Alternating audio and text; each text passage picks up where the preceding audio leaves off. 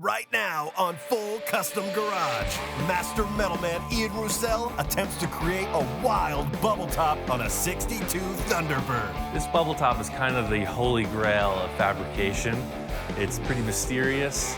It's definitely delicate. I mean, these cars have a history of being like top-notch attention getters. But Ian's eccentric client isn't going to make it easy. The crazy thing about working with Victor is he's always pushing me. Then I walk up and I said, Ian, crank it up. Let's take it to the limit. Yes, Captain. Taking it to the limit, as requested. And with the pressure on, The whole thing's collapsing. Ian pays a visit to legendary car customizer Gene Winfield. Every day is a school day. Even Albert Einstein, he said that you learn every day, and the day you stop learning, you start to die. And later, as Ian continues the build, the project expands in all directions. This is a perfect example of how I work. A venture into the unknown. I got a couple ideas, a couple of hints. It's time to make it happen.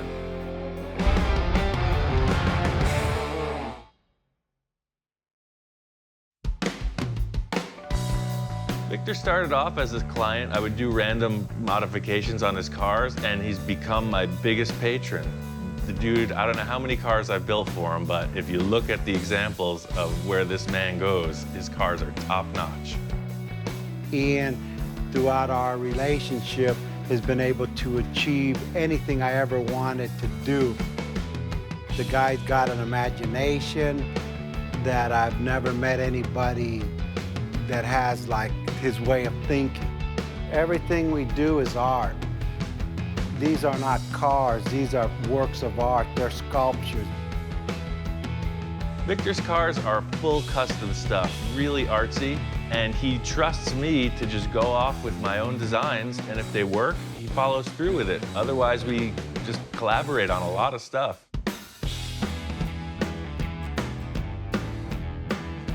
Victor and I are up at this car show up north, and this dude's got the king bubble top of all bubble tops. Apparently, it's the biggest one in the world.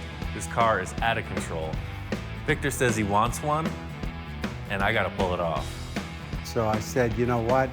Let's go home and start. Victor is nonstop about wanting this bubble top. He's chewing my ear off about it. And I'm thinking the quickest way to get there is to use one of our old projects. We got this old T-Bird, never got finished. I think it'll be a perfect candidate. This T-Bird project, in my idea, was like a speedboat with wheels. It was this crazy motorized transformer type Thunderbird. And Victor just wasn't happy with it. He wanted to take it further, and it just stalled out. The reason why I picked the Thunderbird, looking at the car, I knew I wanted to do something crazy with it. The cool factor about this car is it's radically customized. The whole rear has been cut off and remade. It's got a wild lift-up cockpit. The hood is reversed. It's on air suspension. To take this car further is really like out of control. I consider it done. Victor just wants more. Our work is evolving. We've finished a lot of cars, and then he has me cut them apart again. The first task in this whole bubble top adventure is figuring out how to heat up the plastic. The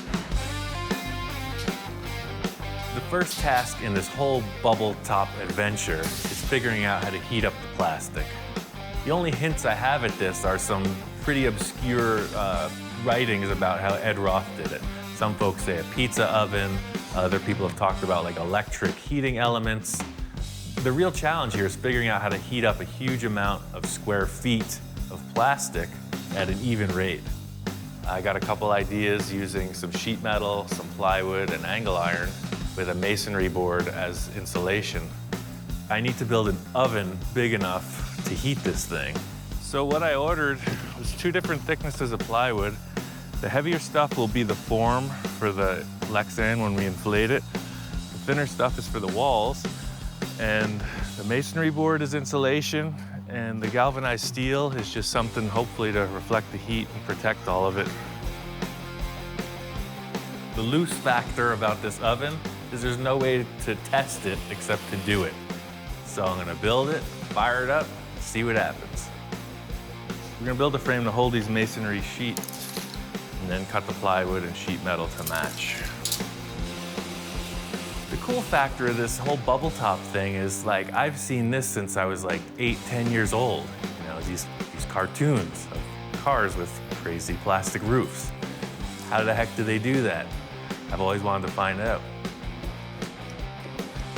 Every project I do, I'm really just trying to push my skills. This plastic experiment is really next level. I've never tried anything like it, and it's a huge challenge.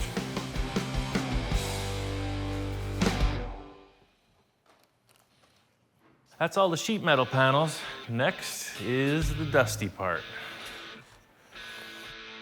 I don't know how dirty this is gonna get, but let's see.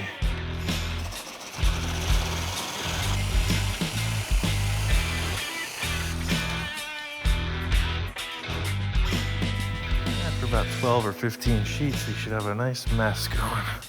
There's a lot of options on how to go about creating this thing.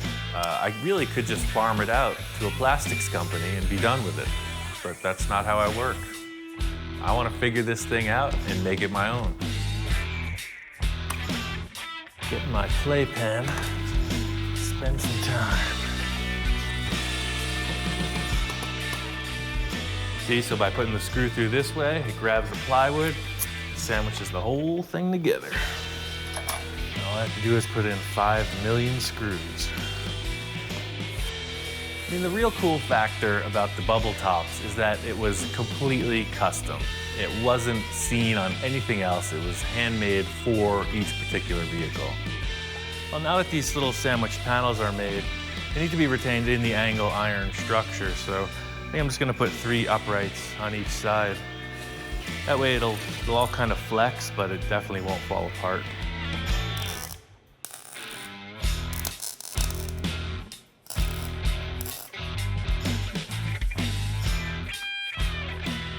Next step is to take the rest of the angle iron and create a perimeter frame that'll be for the lid.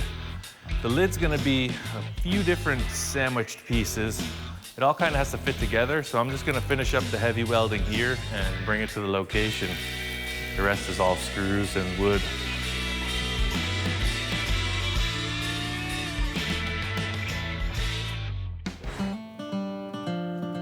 We're out at Victor's place. We got the big oven here. I'm gonna try to make like a teardrop shape. I've read about different plastics and each one has its own characteristics. I've settled on this acrylic sheet plexiglass. It's 3/8 inch thick and it's a 5 foot by 8 foot sheet. The plastic needs something to hold it in shape while it's heating up. This whole idea with the backboard and the retaining ring is really just to keep a solid base. So the edges remain perfectly flat and the interior part of it will heat up and expand. My idea with this base plate is that we could blow 4 or 5 different roofs and they would all be successful. They'd be interchangeable and Victor could just pick the one he liked. I'm creating a balloon with wood and plastic components. I'm trying to make it airtight. The silicone is going to help seal it. Silicone looks like it's sealed. All the air fittings are in place. Got everything screwed together. Big challenge trying to figure out how to heat this thing up. I'm just hitting walls with it. I'm talking with Victor about it. And he said, well, we need some igniters or elements. I said, I got some perfect elements. Let me just finish cooking my steaks. I guess his family barbecues a lot. You know, they have big family events, go on vacation. They do a lot of motorhome camping. And they got these 2 huge commercial barbecue grills, and he thinks that it's gonna make it happen. Victor and I share a lot of the same characteristics. I think this barbecue thing might just be too much. He's convinced it's gonna work. All I have to do is prove it. Each grill has 2 propane tanks, so we'll have 4 5-gallon propane tanks, which should be plenty of capacity. As long as these guys get that volume of air warmed up, it should work. All you can do is try. We're either gonna have the right amount of heat or not enough. We'll see. I built this whole oven without the lid on.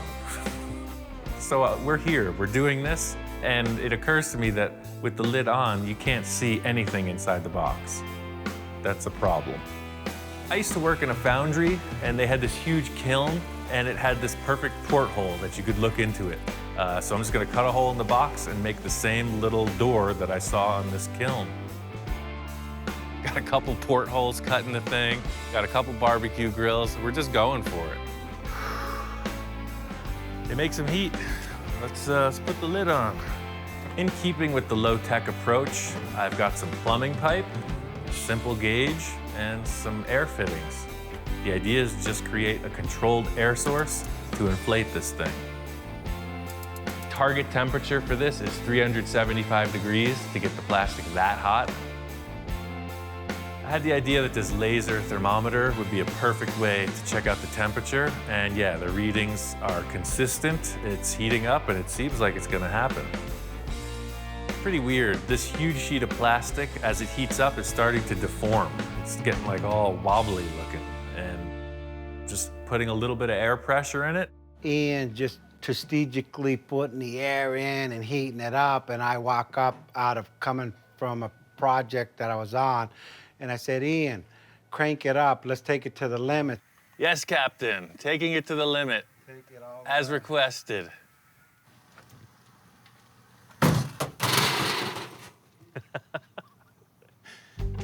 That didn't work. Shut her down. I turned my head for a second, and it was like, what was that?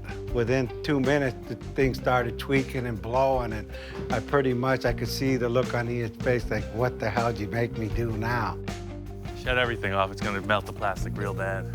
A quick turn around, peeking in the hole, I can't even see what's going on. I'm seeing sheet metal. I don't know what's going on because the whole thing appears to have collapsed. The whole thing's collapsing. I don't know what to do. I stuck my arm back in the oven to hold the thing up and kind of get a look, and it's just destroyed. We gotta lift the lid up and see what went wrong. It looks like the metal and everything tore right out of the roof of the box. It tore off the lid. So we actually damaged and warped the first mold. I said, just crank the pressure on, and that was the wrong thing to do, but hey, it's a good story. This thing was twice as big before this broke. So what happened was he lost air pressure and it shrunk. What a bummer. To most people, this thing looks like an utter failure. I'm gonna work through it. This directly relates to my process because I don't know what I'm working with. Most of the time, I don't know where I'm going. So this is where it failed. It ripped off of the backer board. You can see it's all jacked up on one side. But what this does is it proves that the theory works.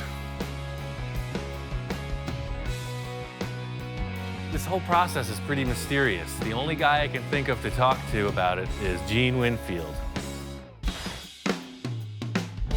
Gene Winfield is one of the old school custom car guys. He's been doing this since the 50s. He's been there, he's seen it all.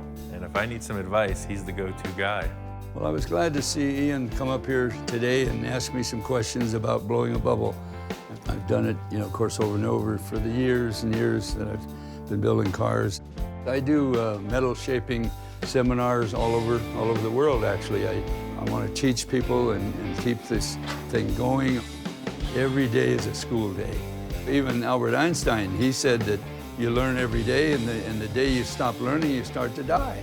When I saw your oven, that's what I dug about it, because it's like, wait a second, so I could do this. That's right. And literally, you just have a pipe with holes drilled in it, and you light it on fire. You light the gas.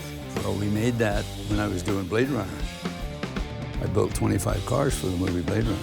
And they had windshields, but they weren't really complex shapes, they just had a little curve to them and stuff like that. So we built plugs and draped them over there, and it worked really And that slick. was all just acrylic, regular plexiglass? Yeah. Then when I did Back to the Future 2, I did the Ferrari, what we call the Ferrari. We had to buy special, it was gray, smoke gray, but we had to buy 5 foot wide material. Just seeing Gene's shop and all of his projects, it really gets me charged up. I mean, I want to build some cool stuff, and just seeing people who really push your brain to the next level, this is a great experience. That's Really, the whole inspiration for my project was seeing you and your team pull this off down at Rich's shop. Yeah. I built the Pacifica originally for Ford Motor Company, 1962 and 3, and it went in the Ford custom car caravan all over the U.S. So then I wanted the engine under glass, so I built a mold, and I changed the mold 2 or 3 times until I had it just right, and then it worked out pretty good. One tip that Gene gave me, which I have seen, is keep the temperature even, you know? Be really careful about how this thing heats up, because if you get a hot spot, it's gonna deform. So I guess it's keep the air pressure low, keep the temperature up, Yep. and just put be cool with it, put your right? manila folder in there so it doesn't hit directly on the hot plexi. I use a manila folder and I cut it into kind of a diamond or star shape and staple it down so when the air hits it, it distributes the air evenly in all directions. Everything I've done was really by the seat of my pants. But after talking with Gene, he gave me a few tips, and he's been successful time and again, so this makes me think I can get this. When I saw you with the bubble top, it's like, I've been thinking about this since I was 15 years old. And it's like, that's how you do it. Right, it's like, this is like, you know, no vacuum machine, no nothing. Right. I think that Ian's a real good craftsman. He's up and coming, and he's going to do a fabulous job. And I think he's going to go back and rework that bubble and redo it again, and it'll come out fine for that T-bird. Shouldn't be a problem. After talking to Gene for a while and really just coming to understand his process of doing things, it really parallels mine. It's like a real do-it-yourself attitude. So seeing what he's pulled off, I think I could do this. The whole wooden structure is upsized. It's thicker than it was. The idea is it won't distort. I strengthened everything. I used this heavier angle iron, put a complete perimeter frame around. I threw cross members to hold the center down. The fender washers around the perimeter, they're gonna hold the wood in place. The steel is gonna hold the whole thing together. It's like a big, heavy unit. Just gotta keep this plastic under control. It's heavier than it's ever been. We got wheels on the gantry, so we can just lift the lid into place, no struggling, no error. I set up areas to put a little temperature gauge. I put an air pressure gauge on the inlet, just to try to keep the air a little stiller. I don't know if it'll have any effect, but I just put a couple masonry boards to close up the air gap on the front and on 2 sides of it. I put some marks inside the box to help out. I didn't know how big the thing was. I was looking at a screw on the wall and just trying to gauge how far down it was. As I understand, the whole deal is even temperature and inflating it so the thing doesn't tear. You want it to be consistent all the way across the surface. The ovens are pretty much where they were, but we never had them even. They were just kind of laid in there, so I put them equal distance from the walls. Propane tanks are full. All the burners I took and made sure that they're all working properly. Game plan from the start for me is to slowly heat it. Preheat it to about 200 degrees, and in 10-minute increments, raise the temperature. Get it up to 300 over the course of a half an hour, and let it soak. This whole thing is an experiment, so obviously we want to get this thing completed, but it's really a learning experience, and we're going to keep going. Victor's a funny guy about the way he builds stuff. He'll paint a car 5 times until he's satisfied. Unbeknownst to me, the car is painted. This T-bird is really like an evolving piece for him, and he's finished it to a certain degree.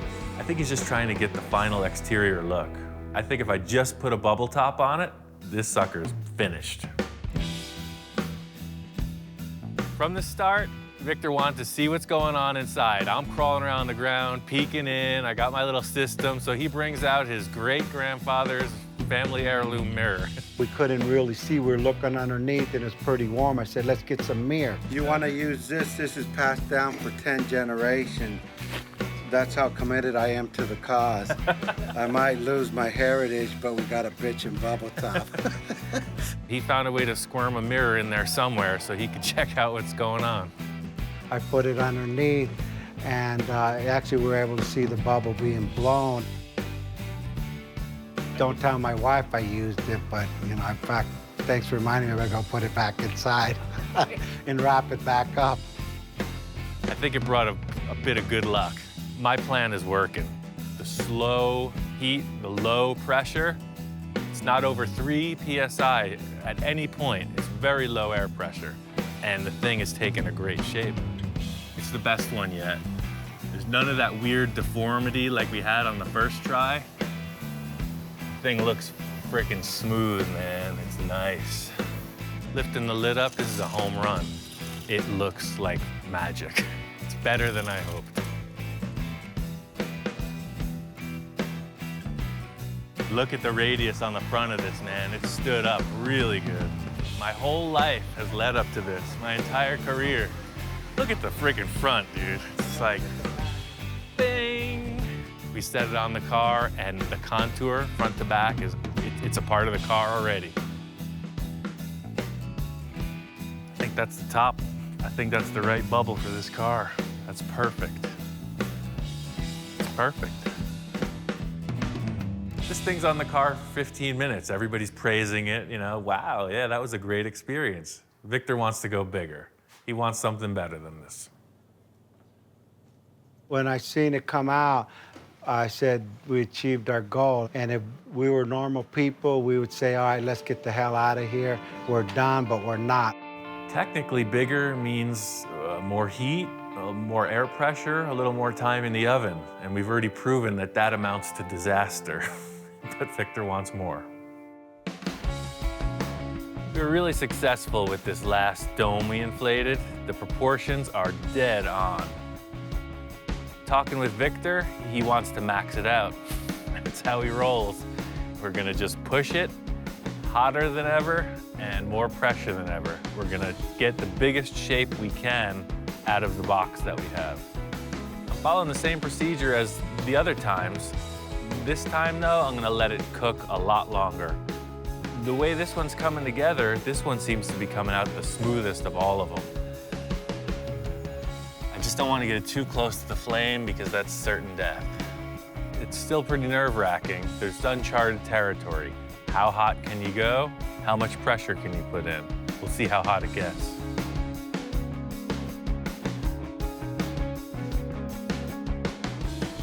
This bubble is enormous. It's getting so close to the barbecue grills. My plan is to turn off the heat and then hit the air. That way there's no flame. It's just hot air. Houston, we have a problem.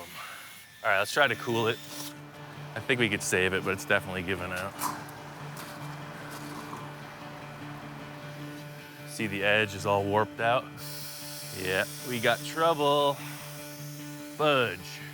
I didn't realize how much force such a low pressure of air could exert. It's really crazy how steel and wood are deforming under the air pressure. I don't know how this is gonna work out. It's on the flange, which is kind of a bummer, so the flange will have a little warp in it. Similar to the first failure, just not as drastic. Well, we just gotta cool it off, so I'm gonna raise the lid and let some air circulate. I'm just holding it at 3 PSI. Raising up the chain hoist, and the thing looks sweet. It's enormous. Better than I hoped. I think it's over 2 feet tall. That's real good. It's quite a dome we've got there. You can see here, there's a little wackiness, but all in all, I think it's usable. It's pretty substantial. 22 inches. The other one was just under 16, so that's a pretty significant increase.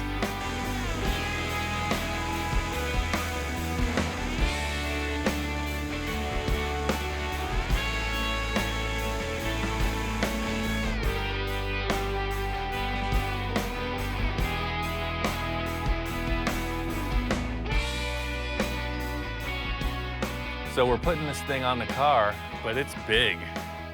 I mean, stand back and look at the thing. It's for a different car. It's too tall for this one. When I seen it come out, and I went back to like we could do anything, and we're gonna try to stretch it even further. So this whole mission of heating and inflating the plastic, that was like a fraction of where we're going with this. We got the bubble top, now we're gonna build a car that's suitable for it. Victor's pushing, he's pushing it. He wants more. We're sitting there checking the car out, thinking about ideas, and he comes up with this spinning bubble top. I said, okay, Ian, this one's gonna spin, go up and down and spin. Yeah. Victor's talking about all these ridiculous concepts. He came to the right guy. This is what I do. I'm totally on board. Victor just wanted me to get this concept as quickly and as inexpensively as possible. Just prove that it works so we can go forward. Since there's no bubble top rotating supply hardware surplus store that I can think of, my friend Bill, he's got a pile of old junk. I think I can make something happen. I'm looking for any kind of steel tube that will telescope. It just needs to work like a power antenna almost, or even any kind of antenna where they telescope and get progressively taller. The whole idea is you have multiple sleeves and it should be incredibly strong. So my thought was there would be like a sprocket with some kind of a motor over here with a chain drive maybe, and it spins the whole deal. Just in the way I'm picturing this mechanism working, I think it'll need like 3 or 4 concentric tubes. I'm thinking just to save space and be ridiculously strong. It has to be super heavy duty. I don't know how much weight's gonna be on here, but the leverage on the pivot pin is gonna be incredible.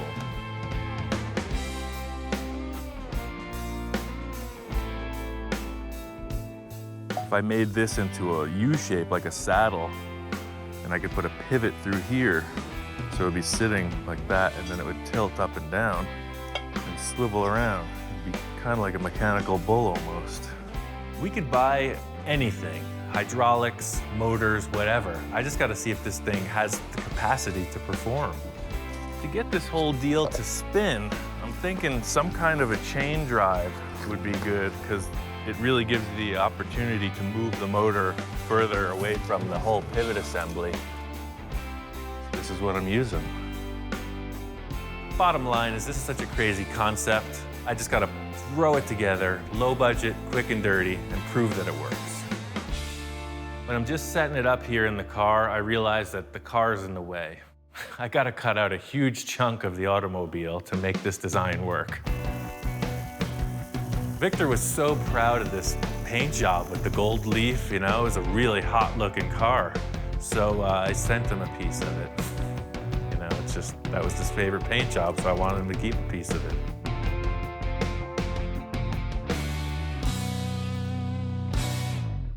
My original concept was to have this lift like on a hydraulic ram or something, but there's just no room. You can see how much room you have now, but when you drop the car, the cool factor is this car's on airbags. It's a huge amount of weight that's just dropping on the floor. I think I'm gonna use that to my advantage. The only way I think I can make this move is by actually using the differential as a pusher. As the car drops, the differential lifts this mechanism up. Like a landing gear kind of thing. As the car settles, the thing automatically opens. I cut out the body, and then I have to fit this outer bearing sleeve. It's working out good because it will weld right to the cross member that I put in for the airbags years ago. Everything seems like it's coming together. It's pretty simple. I just keep sliding these tubes in, raising and lowering the suspension, and trimming them to fit.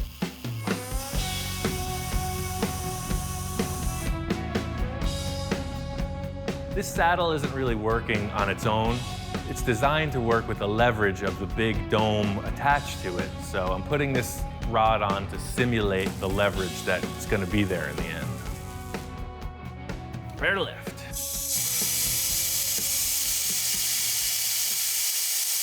So what's happening is you can see that this is rising out of the back of the car. And then it hits the pivot. I said, and then it hits the pivot. No, I think it's just jammed.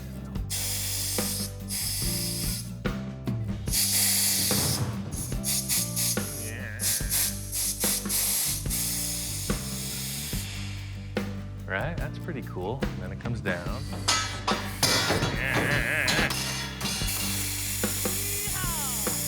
The whole deal with this is just greasing up everything. It's rusty, dirty metal. As soon as I sanded it a bit, put grease on it, it smoothed right out. Oh, look, it's way smoother.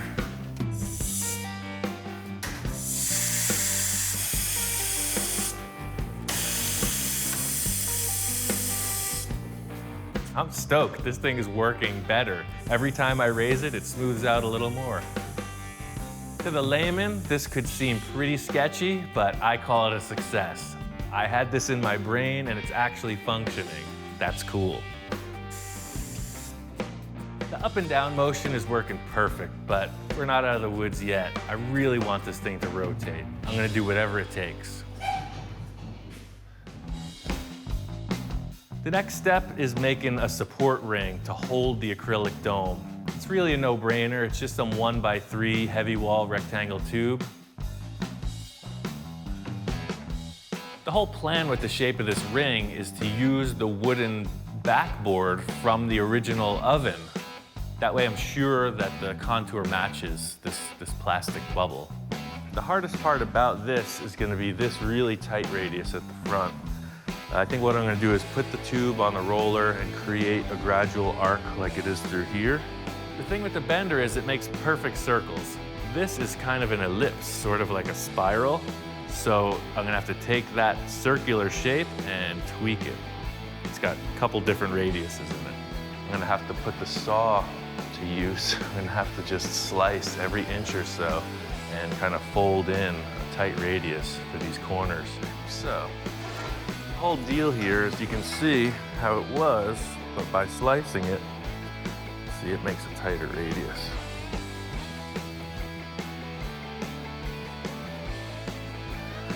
And the whole idea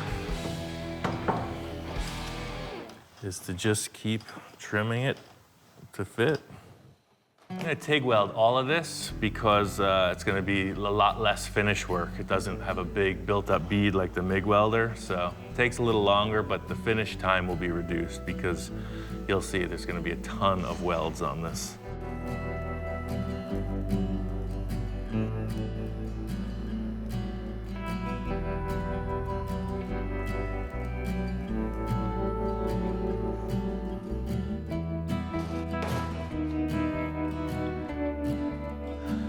See where it's at. It's darn close. I just got to put a piece in.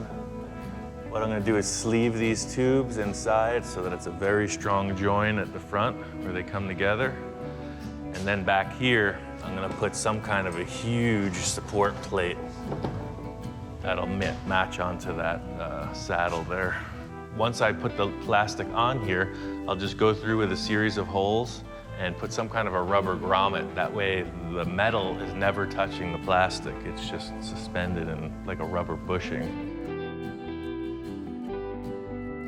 I knew I was gonna hit a wall somewhere in this project. The thing with the motor gear drive, I knew was gonna be a hassle. Yeah, so this motor needs a lot of room. I knew that this motor was gonna be a pretty big setup in the car, so I just cut out a bunch of sheet metal and then I just went in for the simple lift mechanism.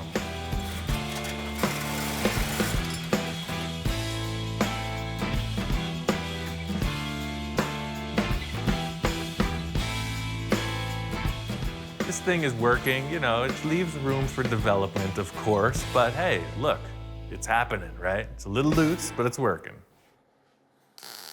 The ring that I've created to attach to this monstrosity is a 1x2 inch steel rectangular ring. Met them up in the center with about an 8-inch piece. And then here on the back, I threw it on the car and I mated it up to that big heavy saddle piece. This is the part with the pivot. And then I threw some supports along the side of that, and then a couple outriggers so that it's got a little more grab on the tube.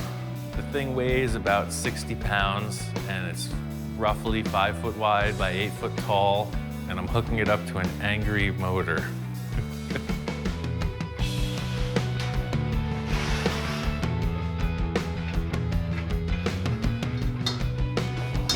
Victor and I have done enough projects to know that his cars are gonna get cut up. It's just what happens. I'm just gonna chop a hole in the doors, modify that, set the ring down. You know, it makes it part of the car instead of just stacked on top of it.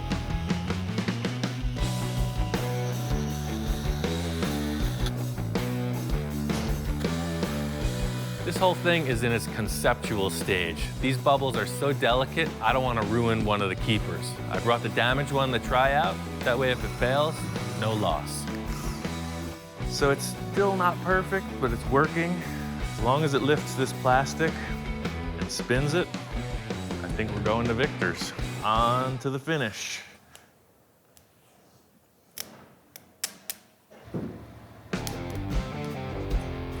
Literally, this car lifts up, and spins around. It's awesome. You've never seen that before.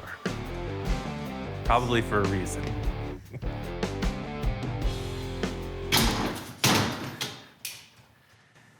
Oh, it spun itself off of that block. It's kind of half carnival ride, half Thunderbird. I got it working. It's still kind of loose, but it definitely demonstrates Victor's concept perfectly. So it totally works. I'm gonna take it down to Victor and see what he thinks.